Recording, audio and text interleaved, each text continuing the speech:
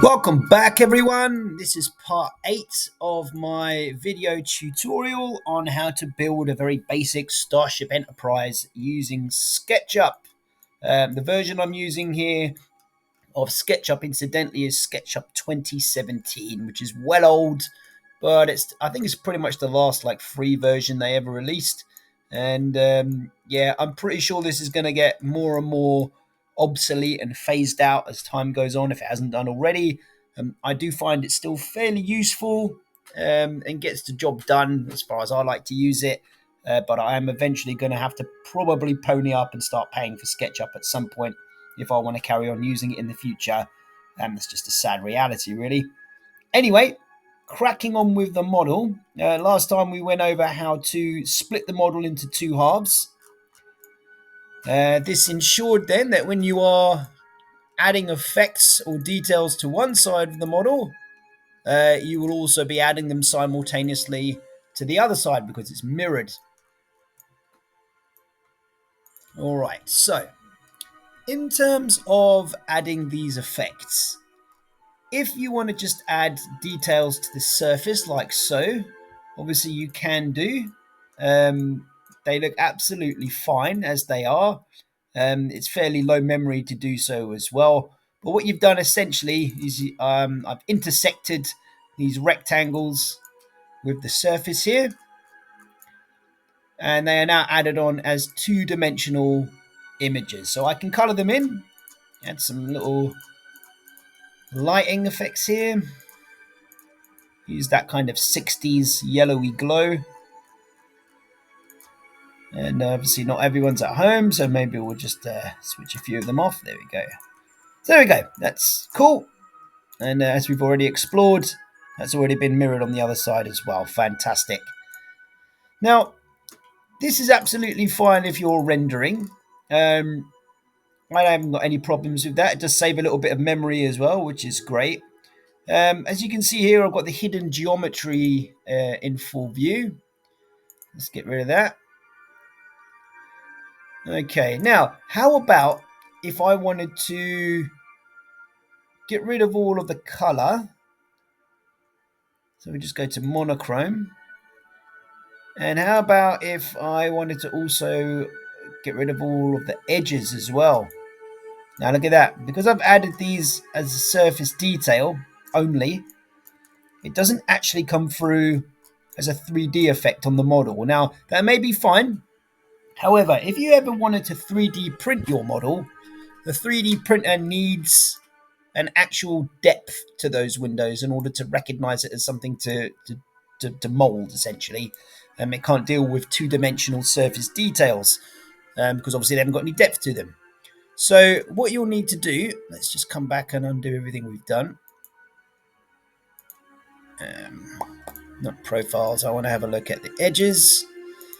And I want to get my shaded with the textures view back. That's great. I am going to undo all these colors I've just done earlier. And now what I want to do is I can sink these in a little bit. Again, as I've showed you on many occasions, once you've manually sunk in your first surface, you can use the push-pull button on its other ones and just double tap it, and it will duplicate that same depth on each one. So now we can see we've got some depth to it there.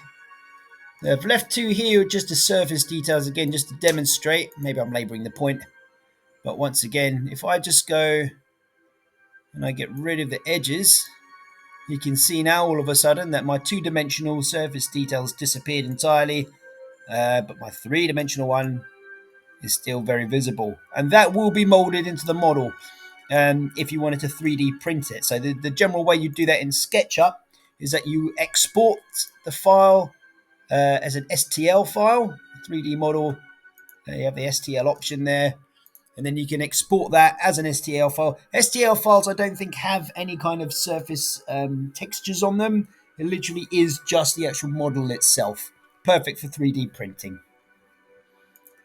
Let's just get our views back again. on our edges. Now I'm going to just double tap those ones in as well. Fantastic. Alrighty. That's not too bad. Now, I can do the same thing here on the sources section as well, but I want to just show you how we go about it necessarily on a curved edge. If I was to get a little window and maybe just draw a circle on here, as long as I stay within the lines of a flat surface, it's not too bad. I can copy and paste loads of little windows like that quite nicely. And as before, I can double tap them and sink them in without too many problems. But these may not necessarily be lined up perfectly to the real set of schematics. So what I'll do here, let's just borrow one of these, bring these back down here.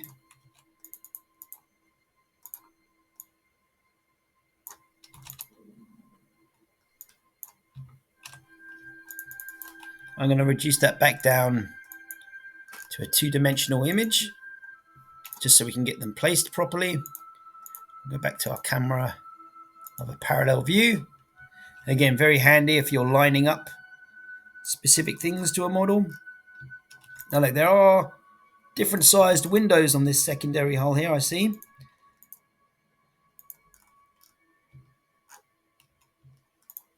Again, I'm just holding down the control button while clicking on this object, and in doing so, it automatically copies it for me. Add that down there.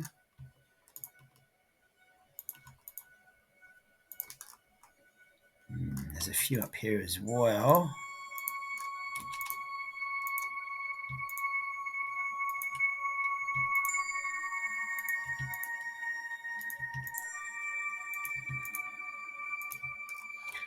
I may not do all of them. I think there are a couple of round ones there as well, and certainly a couple of longer ones.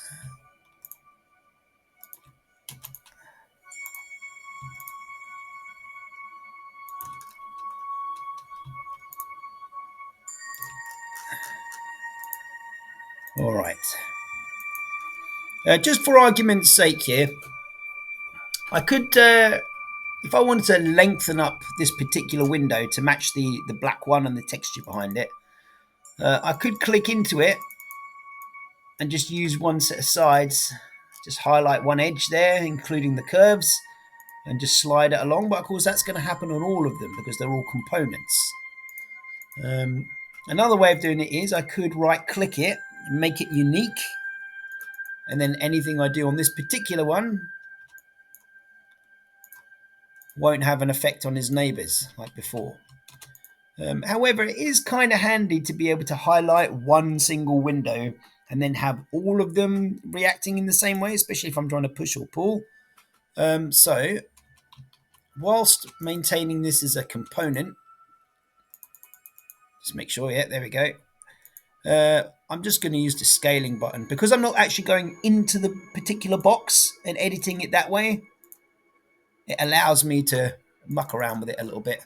That does affect the length of the curves there on either side, but I'm not too fussed about that. And go on then, we'll just add a couple of little circle ones here as well. These ones will have to be in separate components.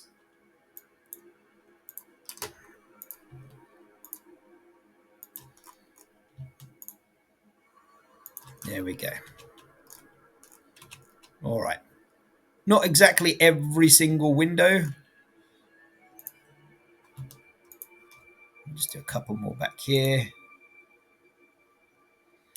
One thing you'll find out actually is when you are doing, especially Star Trek ships, there are a few specific things that make a Star Trek ship look like a Star Trek ship in terms of detailing. Obviously, we all know they've got the saucer, the secondary hull, the pylons, the warp engines, the deflector, all that kind of stuff. But the devil is in the details.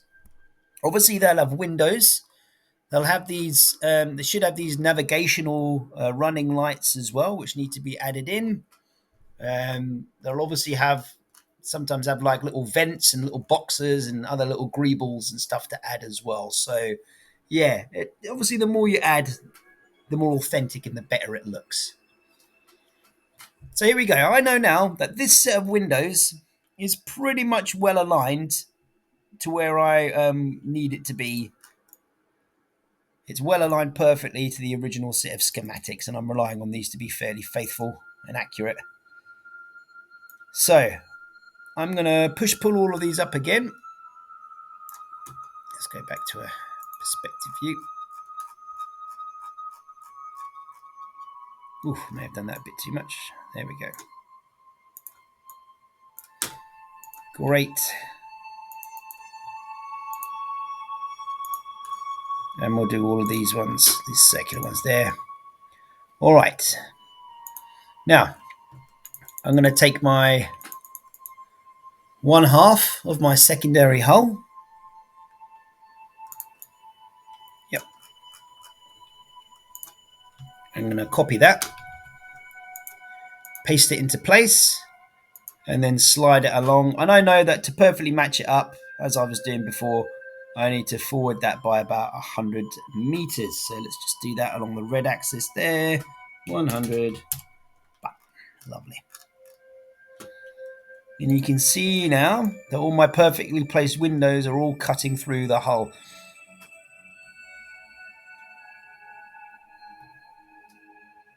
Now again, a couple of different ways you can do it. I can intersect that with the model.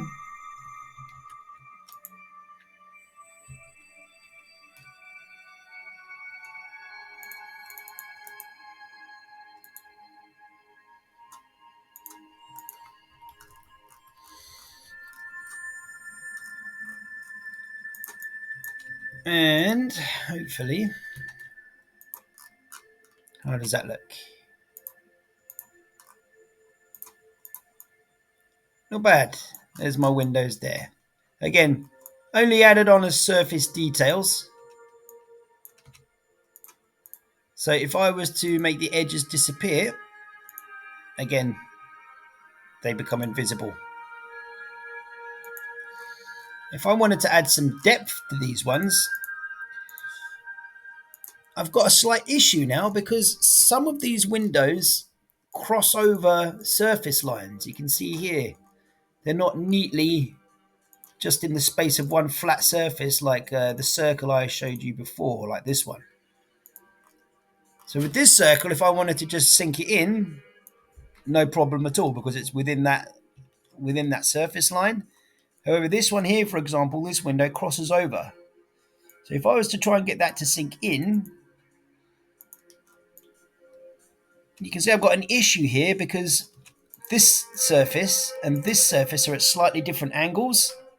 So pushing them down perpendicular to that edge creates this little weird lip in the middle here.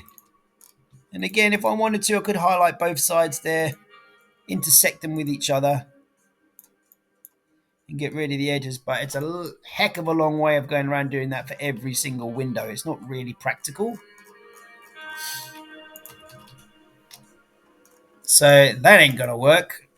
I've just noticed, by the way, that that isn't a component. So I'm going to make that a component.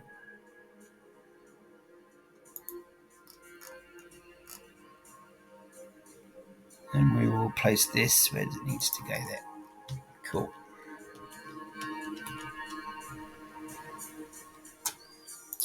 In fact, you know what? I'm going to start this again. Get rid of that. We'll make sure that this existing one here is a component now. That's better. Now, anything I do to that secondary hull will happen to all of its partners. 100. Okay.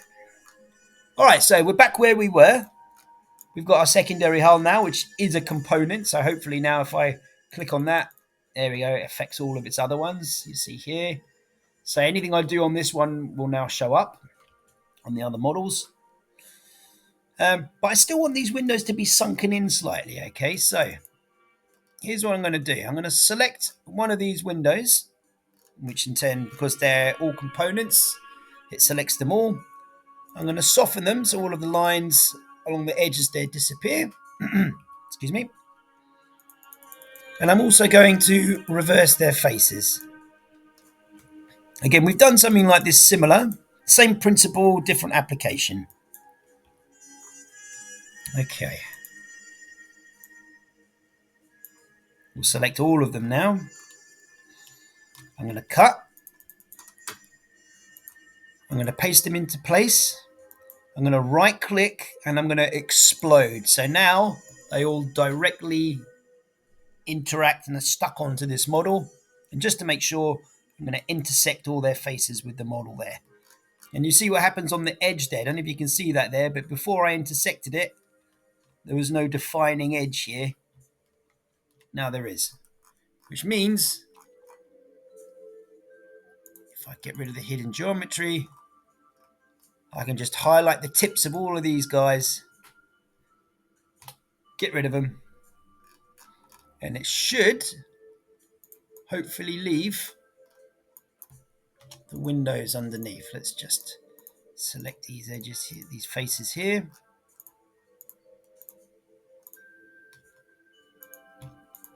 Okay, this is a good way of telling. Sometimes, for whatever reason, the intersect doesn't actually quite work out here. So you can see here, this one's a definite surface from the rest of it. This one's a definite surface from the rest of it. These ones here, though, if I click on them, they haven't been defined or distinctly separated from the rest of the model, even though the rest of it's underneath there. There's a couple of ways you can do this. You can either highlight each individual one and redo intersect faces with model. Sometimes that doesn't work. More often than not, though, I find if you just highlight an edge and go over it again, there we go, that seems to work. I'm sure there's an official explanation, and a YouTube or a SketchUp expert will tell me exactly what I did wrong there. I just find that that's the quickest and easiest way to fix it. Just pick an edge and manually with your line draw tool, just go over it, and it seems to just cement it there. There we go. Let's get rid of all of these surface windows.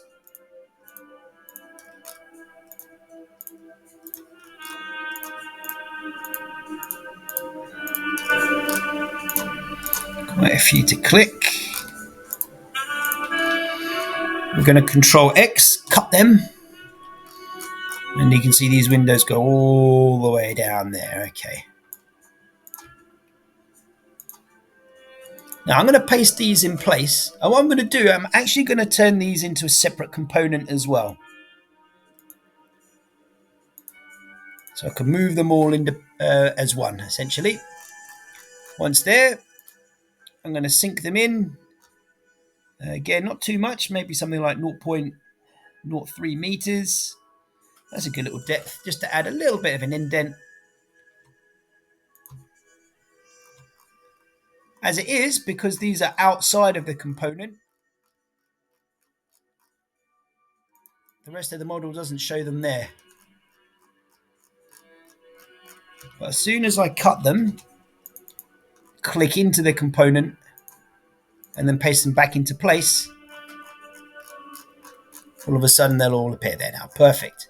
Now the nice thing about grouping all those windows together as a component means I can color them all at once. Let's select that pale yellow that I had before. That one, yeah, that'll do. Yep.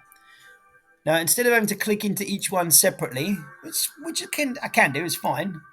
I can literally now just go Control A, click on any one of them, and it will highlight all of them and paste all of them with the same color. That's not too bad.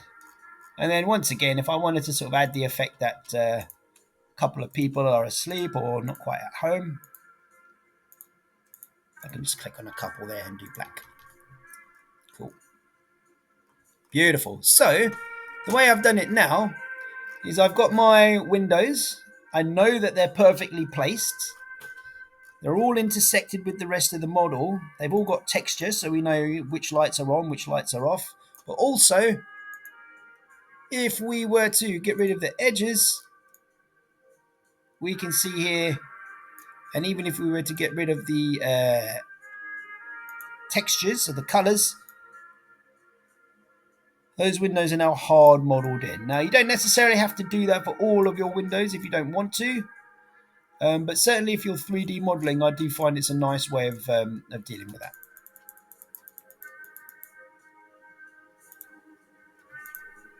Cool. Let's get our edges back. And let's get our textures back there. Great.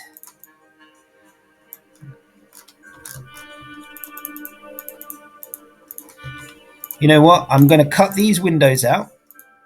Just highlight each one. Just the surface of the window itself, not the kind of edge or the frame. I'm going to cut those out. And then I'm going to click back into my Windows component box with all the other ones there. And I'm going to paste them in there as well.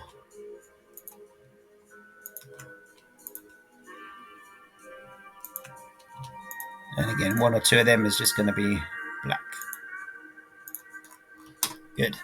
And that's cool. And as I go through the model, then what I'll do is I'll make sure that all of the windows are all separated into a separate texture box.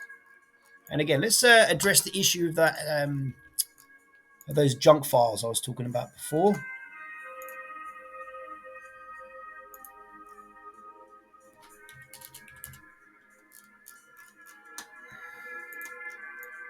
So here's my component. You can see here all the windows. But it's these parts here that I don't need.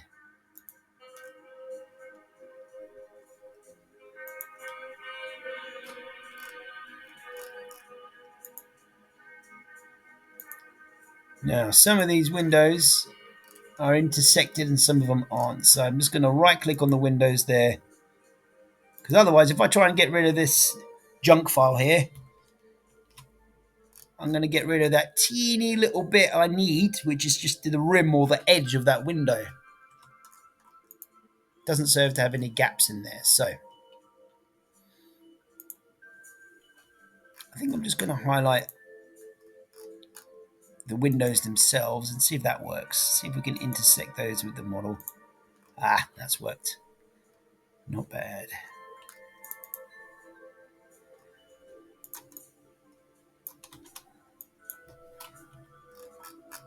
There we go. My little rim has been maintained, which is what I need. I only need a teeny bit of it, really.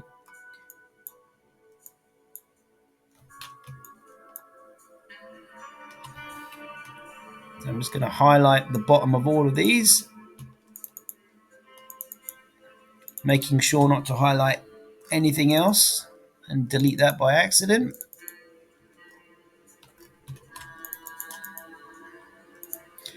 That was a good example there. If I just click on the surface once, it only highlights the face. If I was to delete that, that just gets rid of that particular face. If I was to double click it, that highlights the face and the rim of it as well. And therefore, because this surface here has got no edge to it now, because I'm deleting it, the whole part of that disappears. Right up until the point where I intersected it earlier. Hope that's clear enough. Great. So there we go. We've got our windows indented there now, which is great.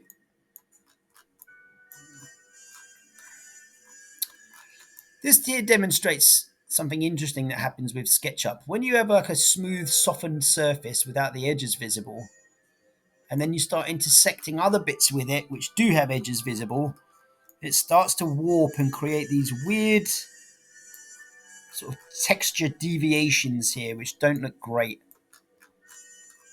It's like the program's getting confused with some surfaces being visible and some others. So if I was to show the hidden geometry there, you can see at some point I've accidentally hidden this line here and it shouldn't be.